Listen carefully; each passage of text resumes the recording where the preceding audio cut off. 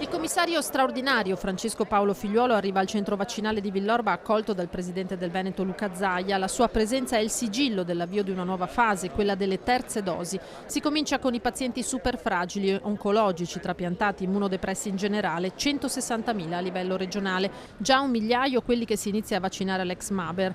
Zaia fa da cicerone, mostra la struttura al commissario, lo porta lì dove si preparano le dosi, ottimizzando, come fatto fin dall'inizio, il contenuto dei flaconi. Mi ricordo quando mi ha inviato il disciplinare su come tirar fuori una dose in più. I saluti ai cittadini in attesa che applaudono. Grazie, complimenti. Grazie a voi. Da dove sei voi?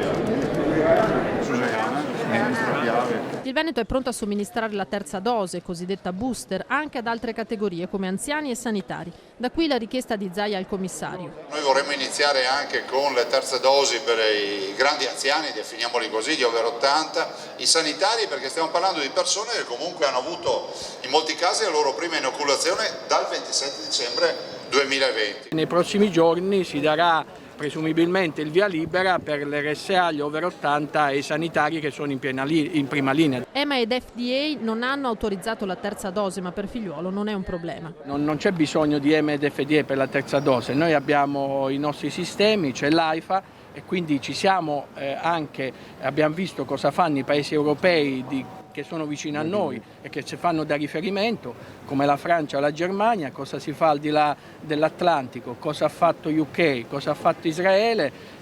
La comunità scientifica ha dato le indicazioni. Altrettanto netta la posizione rispetto all'obbligo vaccinale. Io direi che in questa fase siamo all'82%, fra un po' andiamo avanti. Secondo me molto spesso si fanno discussioni quasi sul nulla. Io dico che gli italiani sono molto più intelligenti di quello che qualcuno vuole farle sembrare. Prova ne è che le prenotazioni sono passate da una media di 4.500 al giorno in Veneto a 21.000, mentre il numero dei contagiati diminuisce. 298 contagiati nelle ultime 24 ore sono decisamente un numero basso. Abbiamo un'incidenza che è scesa sotto l'1% dei tamponi che ne facciamo dai 40 ai 50.000 al giorno.